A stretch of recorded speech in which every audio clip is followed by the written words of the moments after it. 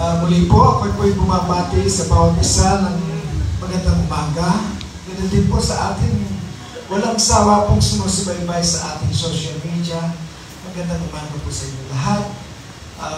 Of course, binabati ko po ang ating Panginoon ng magandang umaga. Morning! Morning! At hindi po mawawala yung ating greeting sa ating mga ilaw ng tahanan. I would like to greet all of the moms. A blessed Mother's Day to everyone po, to all of you. Nandito po sa mga nanonood. We would like to thank you today, mothers, for acknowledge you and appreciate you sa lahat ng mga kapaguran, lahat ng mga sakripisyo, lahat ng inyong mga pagsisikap na ginawa niyong lahat ng ito para lamang kami magkaroon ng magandang buhay. Today, we appreciate you, mothers. So, sila po ang ating mga ina. Kung wala po sila, marahil wala rin tayo ngayon. Di ba? Napakalaki po ng ginawa ng ating ina. We would like to thank yung buhay nila na pinagkaroon ng Diyos. Dahil sa kanila, ay nagkaroon po tayo ng buhay dito sa mundo. This is a very special day for you. Mothers, kayo rin, kung saan kayo ngayon nakikinig, this message is for you. As you can see po, I told you, brothers and sisters, last week, wala po tayong food ngayon. Hindi katulad ng dati na may tayong celebration. Kasi po, all I wanted is for all of us po to prepare something for our moms. Kanya-kanyang moms. Kanya-kanyang yaya. Hindi tayo dito kakain. I'm talking of kanya-kanya pong mga inandito na, as for me and Kimpi po, meron na kaming nakaprepare po na gagawin sa aking ina na doon at sa aking may bahay after the service.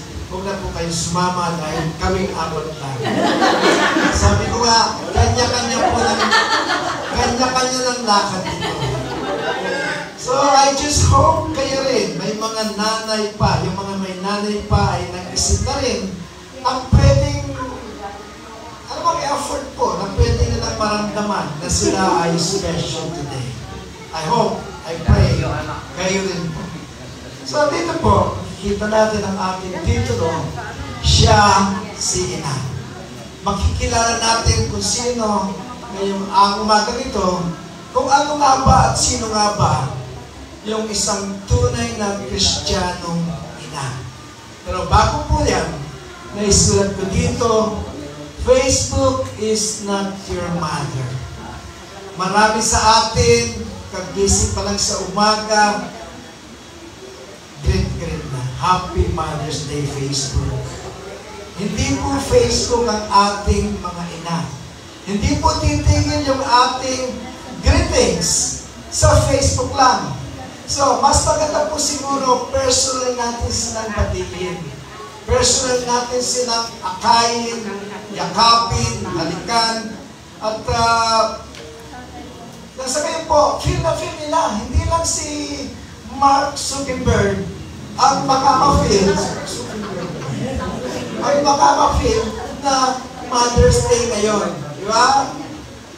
Sabihin mo sa iyong katabi, Facebook is not your mother. Facebook not our Amen. Then, today po, God has prepared a short message. Short lang po. Kasi after the message, natawagin ko po yung mga ina.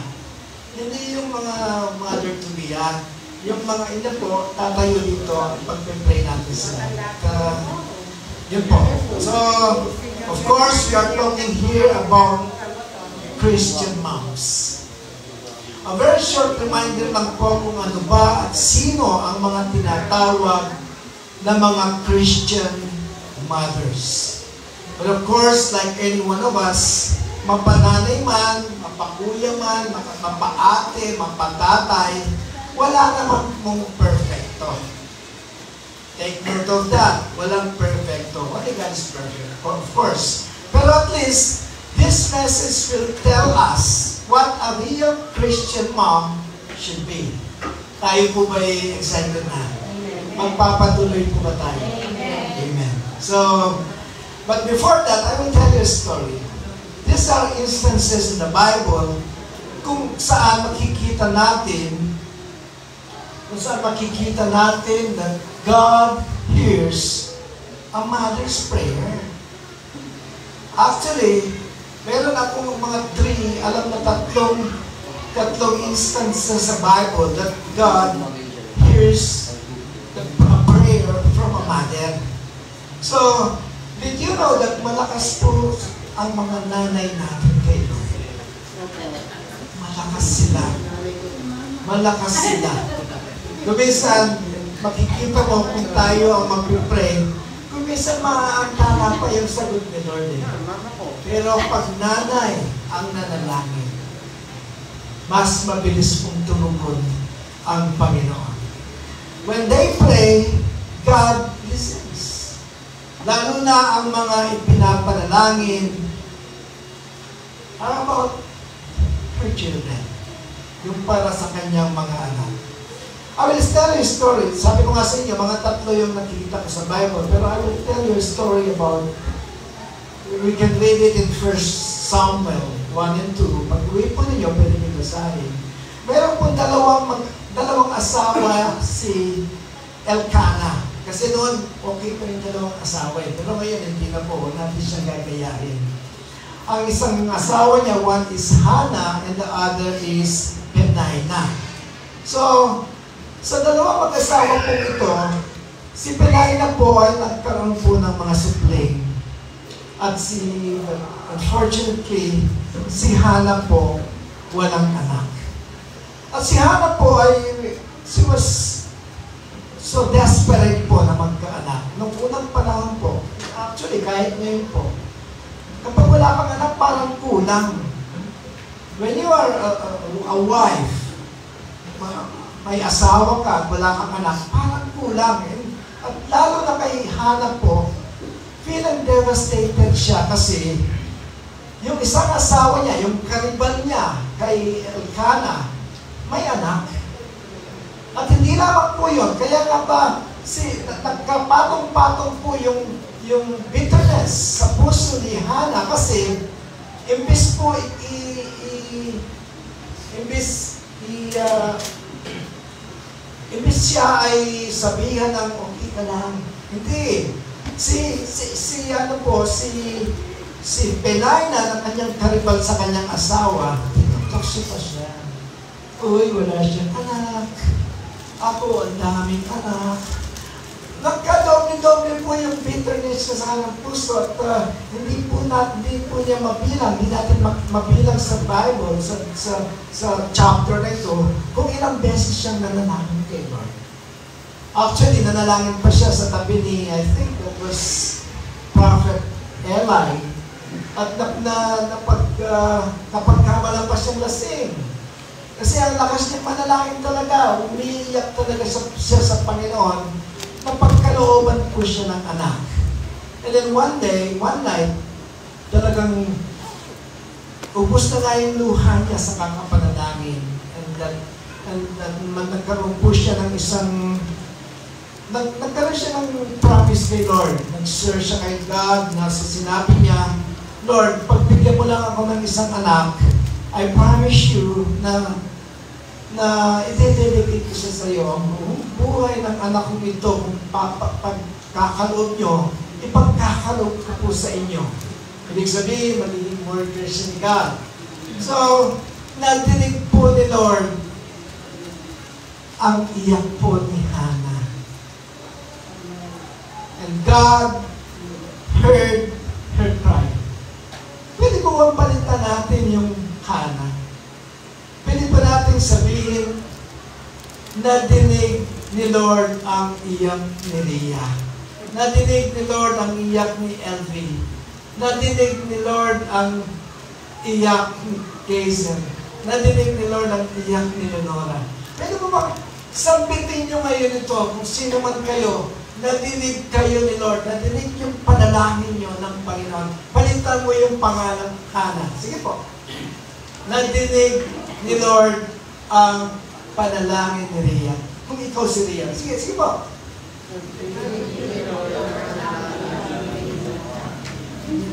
Okay. Of course, hindi lamang si Hana ang ilaw ng tahanan.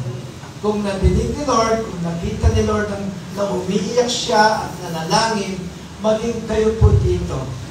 The same God who heard your prayers. Kung meron man kayong ipinapanalangin na hindi man katulad ni Hana, same is true po. Kung ang Panginoon dininig ng Diyos ang panalangin ni Hana na magkaroon ng anak, kayo rin po. And we know for a fact na the Lord answers prayer. So dito po, napagkalooban nga ng anak si Hana, and tinupad po ni Hana yung kanyang pangako. Of course, when we promise the Lord, kailangan tutuparin natin. Alam niyo kung bakit tinupad ni Lord yung panalangin ni Hana? Kasi alam ni Lord na tutuparin niya yung pangako niya. That is why now, when you want something from God, na nag-promise ka, kung loloobin mo Lord, kung i-answer mo yung prayer ko na ito yung gagawin ko. God will remember that promise. At sa yung promise na yon, alam ni Lord na tutugon ka, natutuparin mo ito. Kaya yun ang magiging dahilan sometimes, like Hana. Alam ni Lord Alam ni Lord, hindi lamang basta-basta nag-promise si Hana. Alam niya, tutuparin niya. God sees the future. Nakikita ni God yung future kung tutuparin mo o pinupuna mo lamang siya. Alam din niya.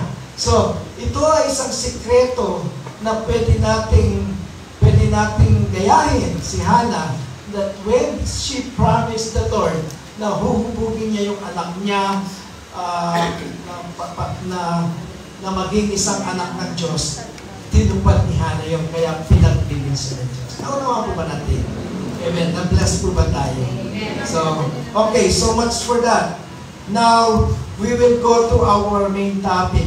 Ano po pala, yung ibinigay ni Lord na anak ni Hana, si Samuel po yun. Alam niyo kung sino si Samuel? Siya po ay naging propeta. Actually, siya po yung nag-anoint. Hindi ako nagkakamali correct me if I'm wrong. Siya yung nag-anoint kay King David nung naging hari po si Hari David. So, okay, so much for that. Sabi ko nga, now, we will go to our main topic. What really is a Christian mom?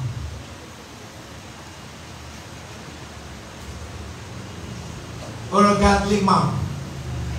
Siya ba yung umaga pa lamang ay tanaw mo na sa kanto at nakikipagmarites? Siya ba yung maghapon? Habang yung kanyang mga maliliit ay mga walang damit, kuskusin, amoy araw, habang siya ay nagbibinggo-binggulan. Yun ba ang tunay na Christian mom in this video? Of course not. A Christian mother is a woman who represents the heart of Christ to her children. Who represents? Ano ang pakahulugan po natin dito? Bago ang ibang mga tao, of course, ikaw ang laging kasama ng mga bata. Sa yung una nila makikita kung sino ang Panginoon sa kanilang buhay. Bago si pastor, bago si sister. We all know, being a Christian, hindi lamang po ito titulo, hindi lamang display, hoy, born again ako, hoy, Kristiyano ako. Hindi po natatapos doon. Hindi ito isang maskara na pwede mong isuot while you are in the church at aalisin mo na ito when you go home. Hindi po ganun ang isang Kristiyano o isang Kristiyanong ina. A Christian mother is a woman who represents the heart of Christ to her children. Christian mothers are first godly woman in the eyes of their children. Ibig lang po sabihin, hindi lang sila Kristiyano sa harapan ng kanilang mga anak, kundi ganoon din sa labas ng kanilang tahanan. Kahit na pakuminsan, hindi pa nahikayat si tatay na maging isang Kristiyano, a mother can have a great impact on her children's spiritual future. Nasa sa kanila po na nakaatang. Actually, hindi magaan po na responsibility ito.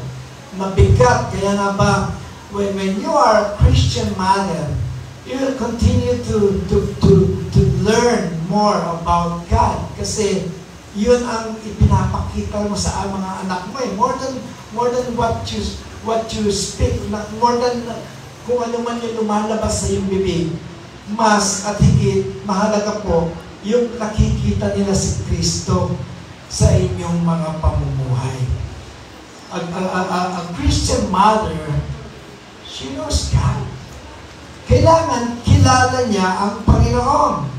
A mother cannot pass on to her children values and qualities that she doesn't possess. Diba? No one can give what you do not have. Kung wala ka nito, hindi mo pwedeng ibigay yun.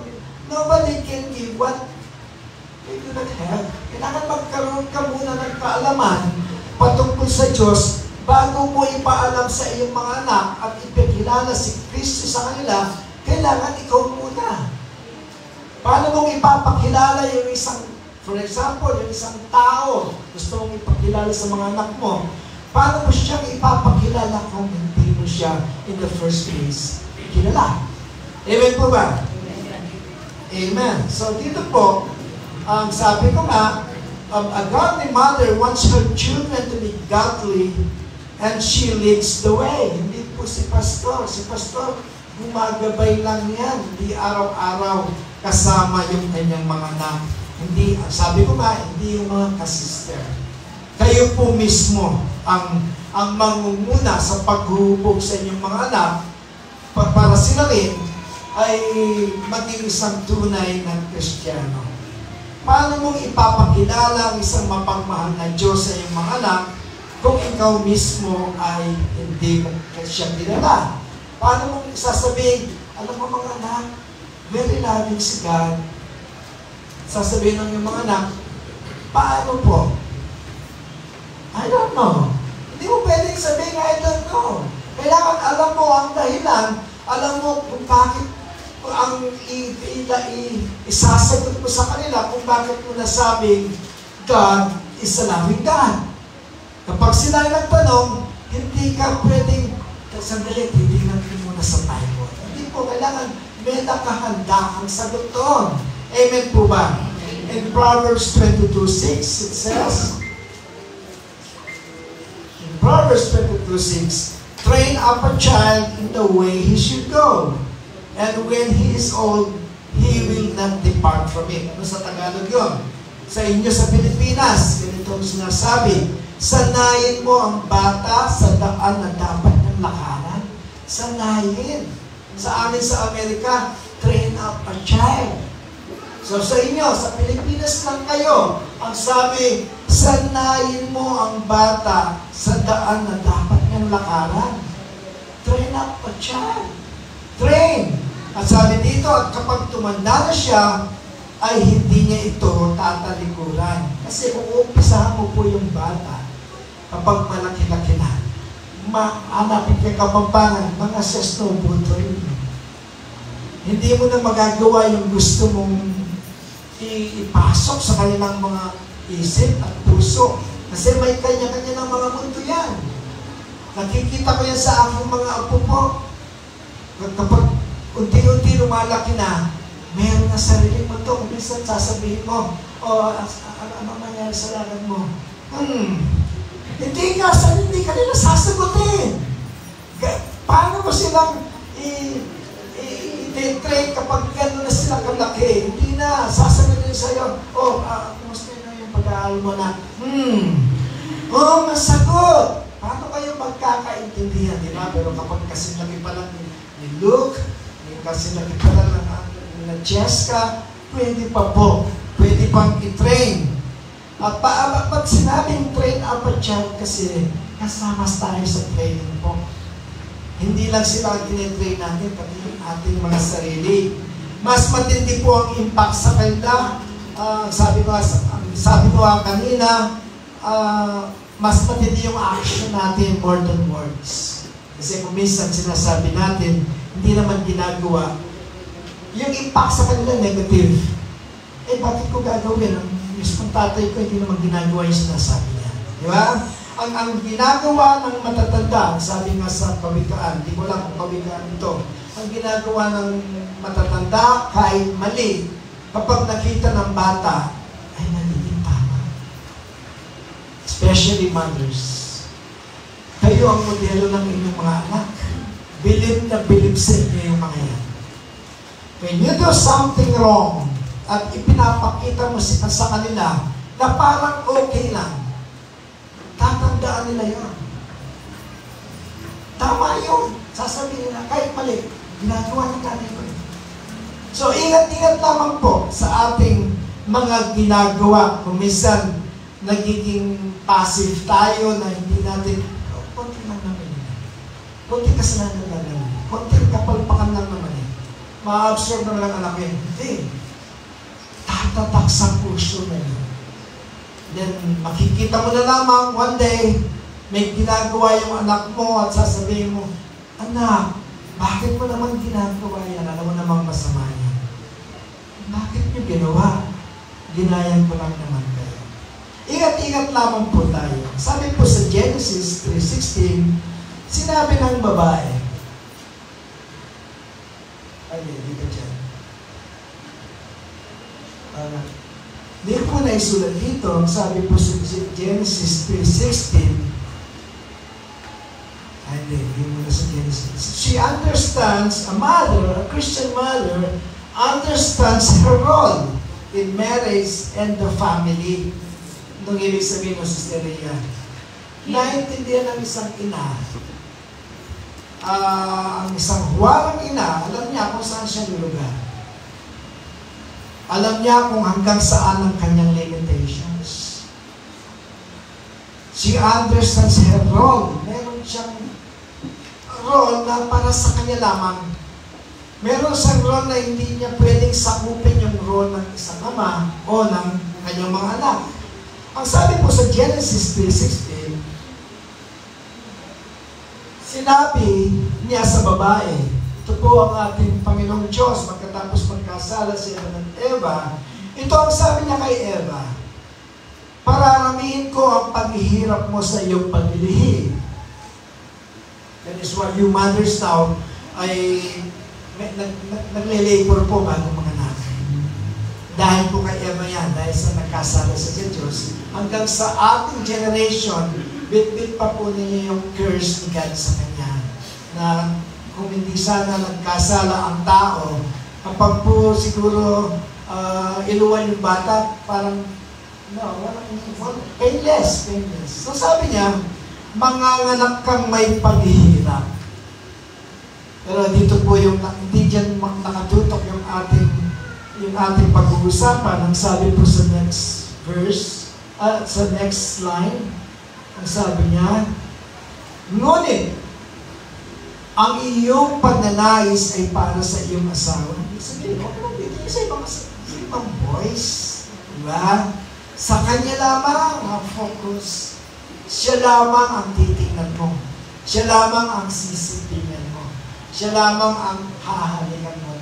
Yayakapin. Amen po ba? Amen. Sabihin mo sa iyong katabing asawa, amen. Amen. So, dito po ang sabi, dito yung ating mensahe. At siya ang mamumuno sa iyo. Sabihin mo, Sister Rhea, kay Brother Dave, ikaw ang mamumuno sa atin. Ako mamumuno sa iyo. Tatandaan ko yan. Your desire will be your husband and he will rule over you. And meaning, hindi ka titingin sa ibang lalaki. Pero, Sa isang tunay na Kristiyanong pamilya po, kung saan ang babae ang higit na nasusunod at hindi si lalaki, hindi tunay na Kristiyano yun. Kasi in the Bible, hindi naman po dito, even in 1 Corinthians 11:3, wala pong address na Kristiyanong lalaki. I tell this. Ang sabi po, but I want you to understand, ang sabi po ni Pablo, that the head of every man is Christ, and the head of a wife is her husband po. Maliwanag nakasulat. Ang mga babaeng ina ay mga ilaw po ng tahanan, pero ang pinakaulo po ng pamilya ay ang tatay. And the head of Christ is God. Ang isang tunay na Kristiyanong nanay, hindi po ina-under si mister. Hindi manipulative. Hindi minamanipulate ang utak ni lalaki para ganon ang magiging kalakaran ng pamilya. Ang lalaki po ang nag-aayos, nagpaplano, siya po ang may karapatan na siya nga ang ulo, ang magdidesisyon sa bawat anumang kanilang tatahakin. So, hindi pwedeng tawagin pong commander si Mrs. I don't think so. Kung minsan sasabihin ng mga ibang lalaki, kaya bigay commander. Ikang commander. Anong commander? Hindi sila commander po, ang lalaki ang commander. A Christian wife will gracefully bow to that leadership and model for her children godly submission to authority, even when husbands and fathers are not worthy of such respect. Sasabihin ng iba, hindi naman po kasi ka-respeto ng asawa. Yung mga desisyon po niya, pagpaklagi. Sa pagpapatakbo po ng pamilya, kaya nga ako yung nanguna akong si babae kasi slow po yung asawa ko. Pwede naman pong pag-usapan with respect. Hindi yung kung ikaw ang mas utak na babae, itatawag mo na namang siya basta-basta. Hindi po pwede yun. Kailangan pag-usapan. Sabihin mo yung sa'yo, sasabihin mo, siguro mas mabuti ito. Hindi po yung ako ang masusunod dito. Hindi po ganun. Hindi ganun ang isang Kristiyanong babae. Amen po ba, Sister Lia? Amen. Gawin niya. Ako nga pala, no? Sino pa po kayo address dito? Bukod kayo. Joke lang. Hindi naman po address ni Brother Lee. Mapagbigay lang. Love lang, umabuso lang yung isa. Sabi po dito, she does not neglect her own health and well-being. Hindi na po uso ngayon, lalo na sa kapanahunan nito, yung pa-martyr effect. Hindi na uso yun. Sa mga moms, magtira ka rin para sa iyong sarili. Magtira ka rin. Huwag mo magbubuhos lang sa kanila. Alam niyo kung bakit? Paano ang pangangalagahan ng iyong pamilya kung wala kang itinira sa'yo? Kung hindi ka magkakasakit, magda-down ka or maglalasing o magda-drugs kasi wala kang tinira eh. Na emptiness palagi yung feeling mo kasi ibinigay mo lahat, binuhos mo lahat sa kanila eh. Magtira ka para magkaroon ka ng sapat na energy, sapat na power para makapagpatuloy mong pangalagaan ang inyong pamilya. Amen po ba? Magtira ka. Huwag mong bibigay lahat. Hindi naman sila mamamatay. Magtira ka ng para sa'yo. You have to love yourself first. So that patuloy mong may papakita ang pagmamahal mo sa iyong mga anak. God's sake, for example, at ikaw ay naratay sa balikan ng karamdaman, may papakita mo pa ba yung pagsiservisyo sa kanila? Of course not. Kaya nga ba, kahit na anong aspeto po, hindi lamang sa kalusugan, magtira ka naman, ilaw ng tahanan. Amen po ba? Amen. Magtira ka ng para sa iyo. Sabi po dito, she seizes teachable moments to instill biblical truths. A godly mother is not so focused on meeting physical needs that she neglects her real calling, which is to raise future disciples of Christ. Hindi po natatapos, hindi siya pwedeng doon na mag-focus sa pagkain, pagkaaral ng mga anak, and all that, sa mga damit, kung ano man kursong kukuhanin ng kanyang mga anak, mabuti po yung mga yan, pero hindi natatapos doon ang obligasyon niya sa kanyang mga anak. Sabi nga dito, huwag mong kalimutan ang iyong totoong calling. Ano yung calling na yun? Ano yung katawanan na yun? Which is to raise future disciples of Christ. Sila po yung unang ministry. Kung kayo may mga kanya-kanyang ministry dito po sa ating group, sa ating church, but your first ministry are your children. Huwag mo munang hupugin yung kapitbahay mo. Hupugin mo muna yung mga anak kasi they are your first ministry. So may say to the 3-year-old, see that beautiful bird, for example, kapag nakakita kayo ng magandang ibon, sasabihin mo sa iyong anak, you know, the beautiful bird, God who loves us made that bird for us to enjoy. Palaging kasama ang Diyos sa anumang usapin.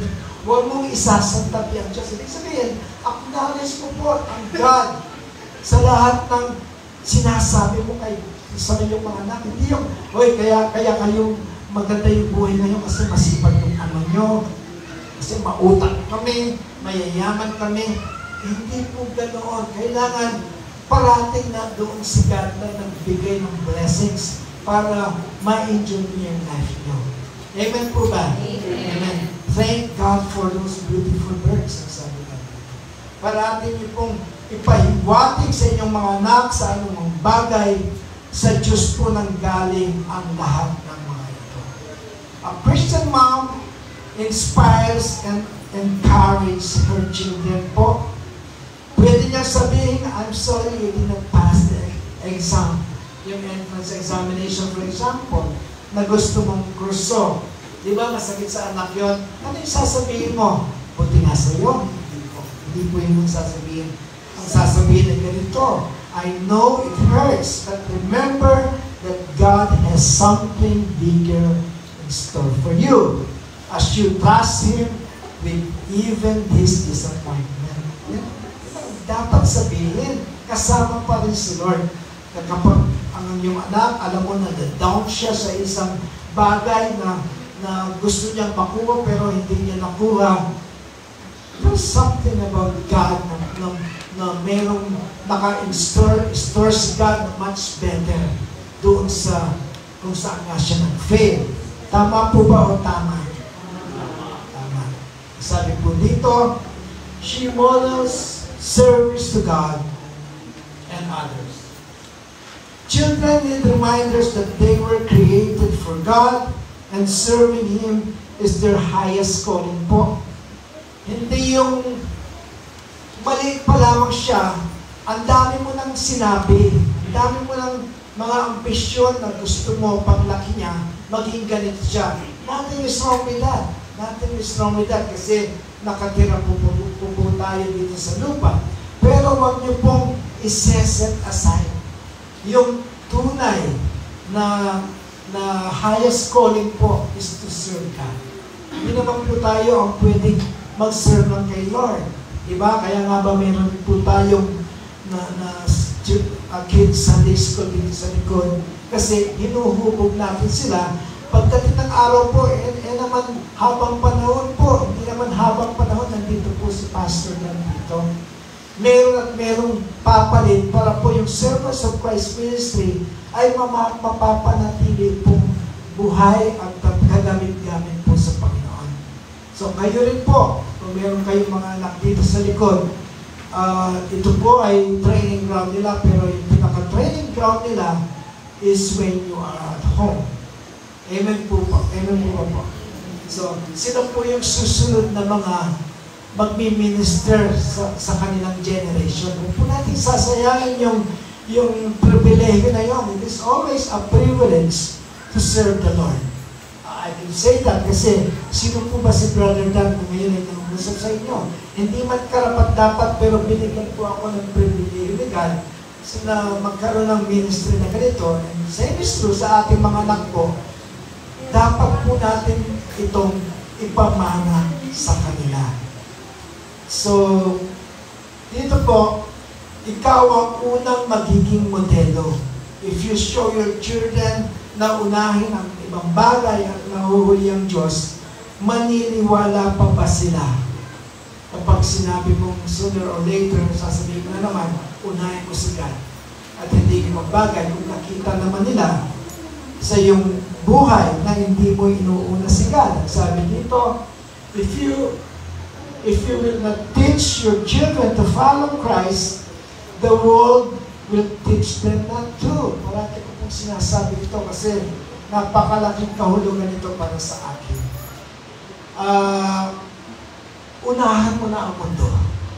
Kasi yung mundo ay hindi natutuloy na. Yung mundo po makapangyarihan niya. Maraming ginagamit ang diablo or ang devil. Mga gadgets na lamang, di ba? Ginagamit ng diablo yan.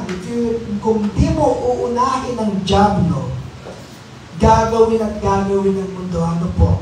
If you don't teach your children to follow Christ, the world will teach them not to. The world will divert their minds.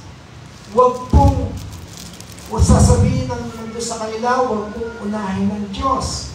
At doon po magkakaroon ng kapahamakan ang kanilang buhay. Kung hindi mo po isinasabi mo ito, I think you don't really love your children. In giving them some material things, luxurious things, nandiyan lang yan eh. Mga palabok ng buhay lang yan eh. Nawawala po. Pero when you teach your children to follow Christ, yun ang pinaka-priority mo sa pagtitrain sa kanila, wala pong magnanakaw doon. Hindi mananakaw yun hanggang sa kanila sila ay lumaki, magkaasawa at magkaanak, bit-bit nila yung pagpapalang ipinamana mo ito sa kanila. Okay? In closing, sabi po rito, she has a healthy self-image. Sa panahon po ito, maraming klase ng imahe ang pinoportray ng mga ina ng tahanan sa harapan ng kanilang mga anak. Merong nagpo-portray na pa-class o mataas sila sa sosyedad, gano'n. Pero po, iba po ang sinasabi ng Biblia. May mga ina kasi, feeling achieve sila, feeling nila yung na-achieve na nila yung goal nila kapag naipakita na sa mga bata na sila ay very successful na. Pero iba po yung sinasabi sa Biblia. Sabi po sa 1 Peter 3 and 4. Kayo po ang kinakausap dito, mga ina ng tahanan. Your beauty should not come from outward adornment, such as elaborate hairstyles and the wearing of gold jewelry or fine clothes. Sabi po sa Tagalog, ang inyong kagayahan ay huwag maging panlabas na pagpapahiyas ng buhok at pagsusuot ng ginto o pagbibihis ng marangal na damit. Ano ang sabi sa verse 4?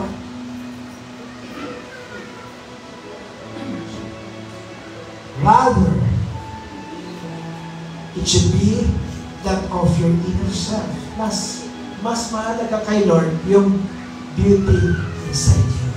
Sabi dito, the unfading beauty of a gentle and a quiet spirit, which is a great word in God's sight. Sabi sa Tagalog, sa halip ay ang panloob na pagkatao na may kagandahang walang paglipas. Di ba? Lahat ng babae dito, maganda kayo ngayon? Like like Lenora, like Princess, like Ami, like Leah, like Glenda, like Sister Des, like Sister Mika, Sister Marisa, Sister ako magaling, hindi ko siya mabanggit eh. Sister Tita Jane, di ba? Sino bang di nabanggit? Magtaas ng kamay. Sister Gazel, nanay ko, yung inyong kagandahan, Sister Lourdes, may kagandahan lang po kayo ngayon, pero hindi mo magtatagal kung kulubot din kayo. Kung kulubot din. Pero ang sinasabi dito ng Panginoon through this verse, ang sabi niya, sa halip ay ang panloob na pagkatao na may kagandahang walang panlipas. Yun ang kagandahan, hindi kumukupas. Maski nung hanggang maghihingan na kayo, yung the beauty inside you, nandun pa rin. You are still beautiful in the eyes of God. Kaya dito, sabi niya, ng isang mainhin at maamong espiritu na napakahalaga daw.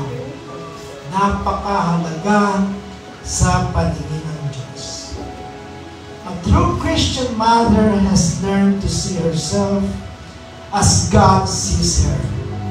Because of this, she can demonstrate to her children the way a godly woman should present herself. As I close, in Proverbs 31:28, ang sinasabi po dito ni Solomon, her children arise and call her blessed, and her husband also, and he praised her. Tumatayo ang kanyang mga anak at tinatawag siyang mapalad, gayon din ang kanyang asawa ang kanyang pinupuri siya. Pag-uwi po natin ang ating tahanan, I advise all of the mothers to read the whole chapter of Proverbs 31. At makikita po natin doon ang isang huwarang Kristiyanong nanay. Tayo po ba'y na-bless? Meron po ba tayo nalaman kahit konti lang mga mothers? I'm sure meron po. So, right now po, hindi pa natatapos ang aming service. I want all the mothers to stand up here in front of the pulpit. Magkakain po ng mga lima po dito. Yung lima po for I want to pray for you.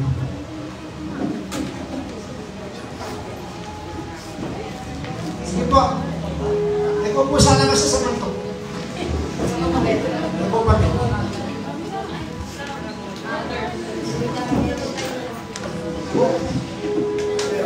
So, somebody, akayin po natin yung mama ko.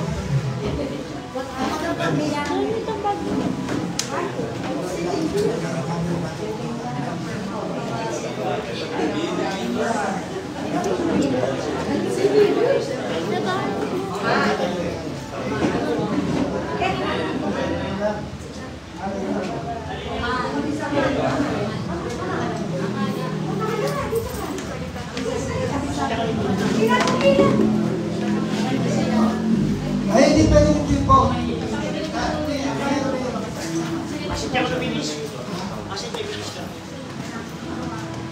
Eh, gagamitin niyo yung stroller niya.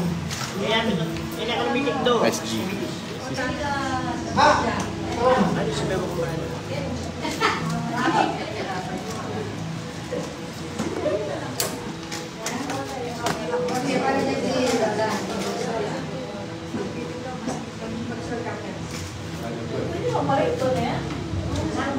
Pwede si Nana. Patong mo niya ba? Patong mo niya ba? Just will take care of the...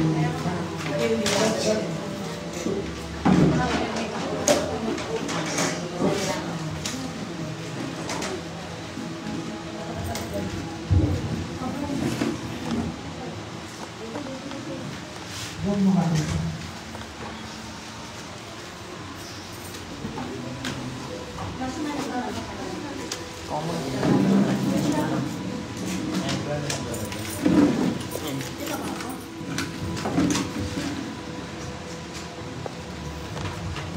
Makalagay pa tayo. Sige ba? ba? Apo. Narito po yung ating mga ina. I'm sure very blessed po sila kasi bago natin sila hayaan ay panalangin dito. They have already... Ay,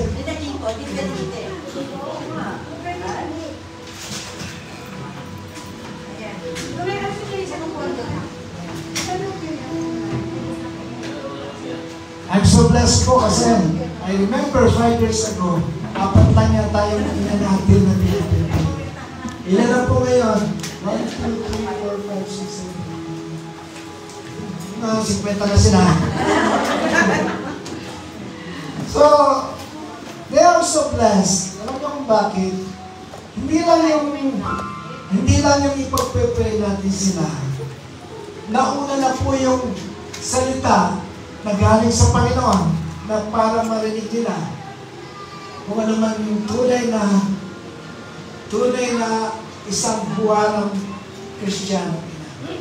So right now po, I know they're so blessed and I know feeling blessed sila and I want to pray for them. Tayo pong lahat, can we lay hands po? All of us, lay hands po natin sila. Let us pray. Father God, we praise you, we worship you, and we give you thanks for all these matters. Napakapalad po nila, O Diyos. Napakapalad nila sapagkat ngayong araw na ito, hindi lamang nila kasama yung kanilang mga mahal sa buhay, kundi nakasama kanila, O Diyos. Narinig nila ang iyong tinig. Narinig nila kung ano man yung gusto mo para sa kanila. Narinig nila ang isang balita na magbibigay sa kanila ng napakabuting buhay. Hindi lamang ngayon, kundi sa kanilang hinaharap, Panginoon. Salamat, O Diyos. Continue to bless our mothers, Lord. Continue to fill them, Lord. Fill them with your holy presence. Sa araw-araw ng kanilang buhay, inyo po silang gabayan. Inyo po silang ingatan. Kung mayroon man silang sakit na nararamdaman sa kanilang katawan, Lord, we pray. We pray for total healing in the mighty name of our Lord Jesus Christ. Kung mayroon man pong sa kanila na may dinaramdam na sakit. Right now, we claim healing in the mighty name of our Lord Jesus Christ. Lord, thank you for the lives of our mothers here. Pwede pong pakiyan yung mga bata. Thank you for the lives of our mothers here na alam namin sa inyong ipinahiram na buhay sa kanila ay hindi po at wala pong nasayang. Salamat po, Diyos, at patuloy mo silang pinagpapala. Patuloy mo pinagpakaloob kung ano man yung kanilang mga needs sa kanilang buhay. Lord, continue to be their strength. Continue to bless their hands, Lord, na ano man ang kanilang mahawakan ay pagpapalain mo ito, Diyos. Pagpalain mo ang kanilang buong pamilya, ang kanilang mga asawa, ang kanilang mga anak, ang kanilang kabuhayan. Lord, hayaan mo na magtagal pa po ang buhay ng mga ina namin ito. Nang sa gayon, hindi lamang po yung makasama nila ang kanilang pamilya, kundi makapagpatuloy po sila sa kanilang paglilingkod sa iyo, Panginoon. Tunay nga, Panginoon, naramdam po namin ang inyong mga pagpapalat biyaya sa aming mga ina ngayong umagang ito. Salamat po. Maraming salamat. Panginoon, to you all the glory, to you all the praise, to you all the thanks. In the mighty name of our Lord Jesus Christ, and everyone will say, Amen. Bakbakan po natin. Meron po kaming pagkakaroon sa inyo. Munti po nakayanan po ng SCM. Ito po ay pagkain spiritual. Meron po mga dates ito na pwede kayong magbasa araw-araw po.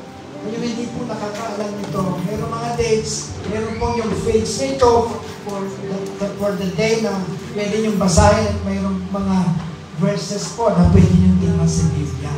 Ito po ay ang pagkain espiritual. Makakatulong po ito ng lubos sa inyong Christian life. Sister Divine, kakaroon po kayo lahat at na kayo magkilitan. Sabihin ni Sister Divine, uy, meron ako. Meron din sila. Ay, hindi mo niya nasabi. Sister Kaysel, huwag mo lang ingit si Sister Elvin. Meron din siya. Okay? Huwag na kayong mag-ingit.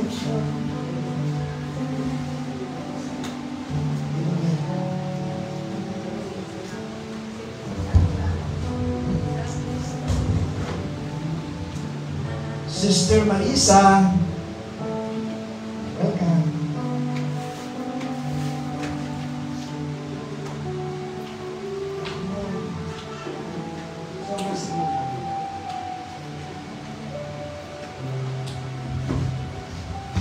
Sister Mitos,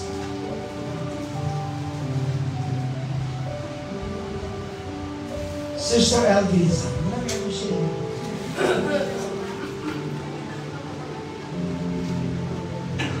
Sister Jane, Tita Jane.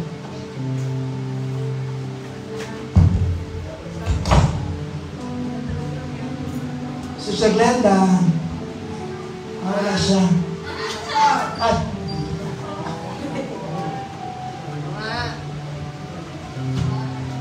Sister Princess. Malaman rin eh. Sister Lenora.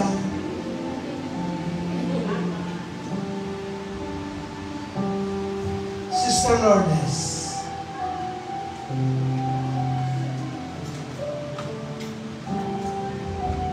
Sister Ria. Wala.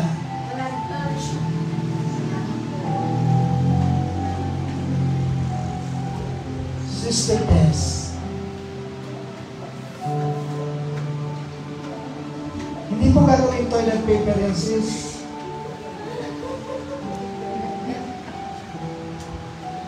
Sister nanay ko. Basa mo yan.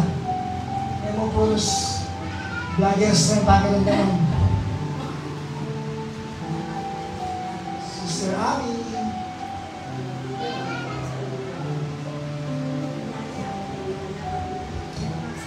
Sister Eileen. Magkilagay po kay Sister Eileen.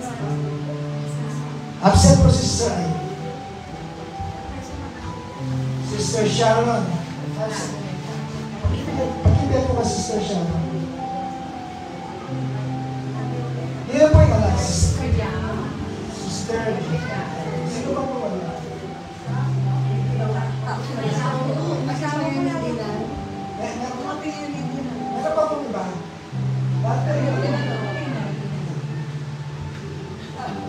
Pwede po ba tayong sumigaw? Happy Mother's Day! Happy Mother's Day!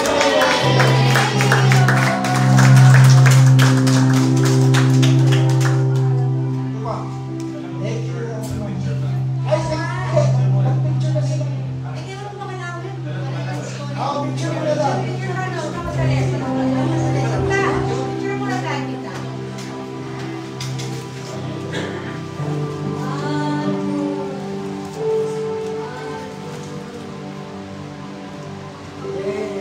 Palakpakan ko natin.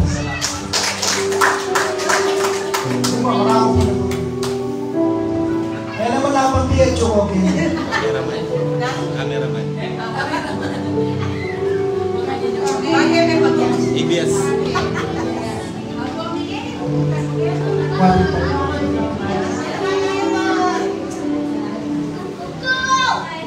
Mayroon po tayong panonoorin. Okay. Pinagpaguran po ni...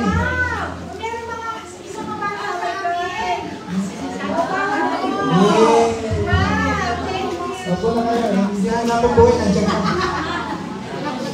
Bago po natin panonoorin yung panonoorin natin. I would like to call on Brother Nathan. His name. Surprise! Sister Kaisel. Ay, yung camera natin, natakbo niya ito. Yung camera. Ah.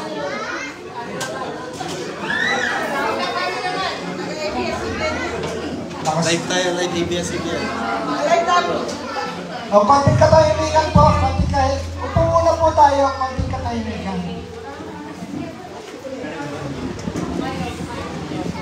Hindi po para sa inyo ito, para sa Sister Kaisel lang. Para sa nanay yung surprise. Kang iiyak. Wala pong iiyak. Huwag po kasi. Para makita namin yung iiyak namin.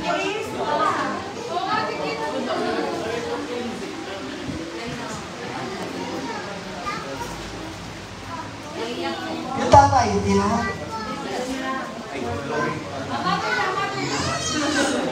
Sa Father's Day.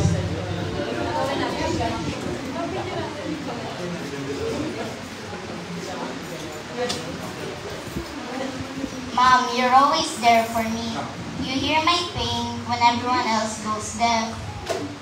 You make me smile when I think I can't. You give me a hug when I can't find my voice. You wipe away the tears that the world makes me weep. You mean more to me than you'll ever know. You're my inspiration. You're my guardian angel. You're my mom. Love you.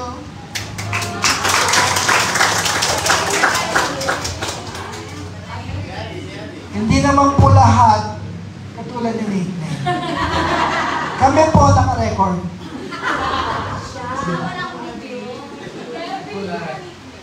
Meron kami. Kami pong hindi makakapag-recite na gano'n, minimorize. O kaya, pinasa.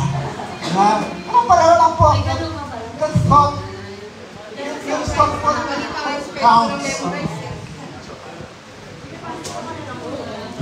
Matayin po yung ilaw.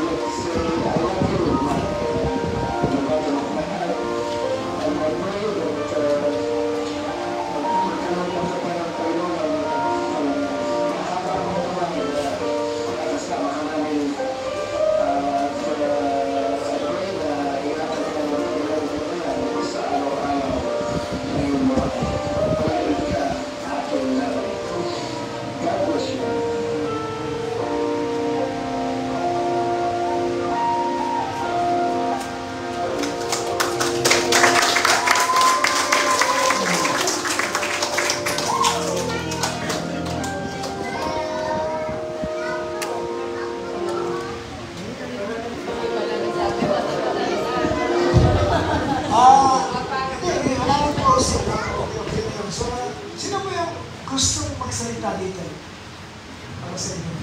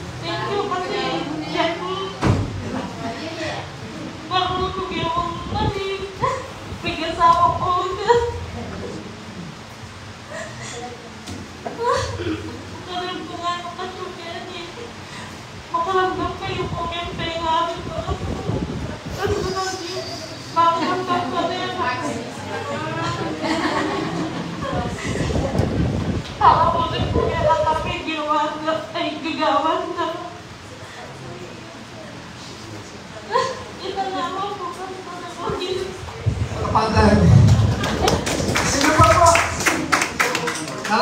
magsisi. Actually po, eksagala ko, magsisi yan nga pag ko. Mas makahulugan dito ng tuban at araw ng Diyos. Pagalingan nito. Ano pa po, bayad ako. Sino pa po yung gusto? Meron pa kayong sasabihin.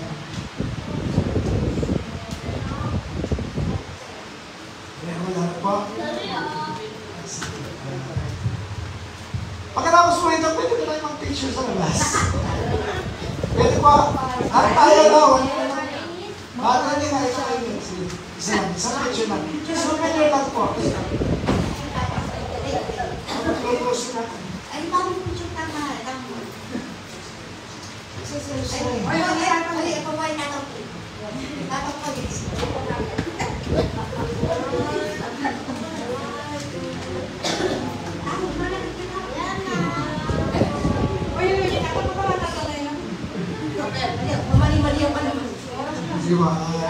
Let us pray. Salamat po, Diyos.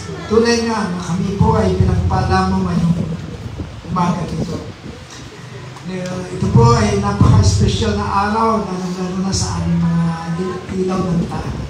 Salamat po sa amin pong pansamantalang paghiwa-hiwalay, Panginoon, ay patuloy mo pong gabayan ng bawat isa, patuloy mong pagpalain, patuloy mo po kaming ingatan sa amang kami pumunta. Lord, be with us always, Lord. Sa iyo po kami nakatingin, sa iyong pag-ibig kami, sa iyong pag-ibig, sa iyong kahambagan. Ito po ang niyayakap namin sa aming buhay na nagbibigay po ng pag-asa, ng ganap na kalakasan sa aming lahat. Salamat po. Lord, pagkalooban po kami ng isang mapagpala, mapagpalaya, puno ng kagalakan at kapayapaang araw ng linggo sa bawat isa. Panginoon, to you all the glory, and all the praise, and all the thanks. In the mighty name of our Lord Jesus Christ. Sa labas po, picture tayo, please. Please lang.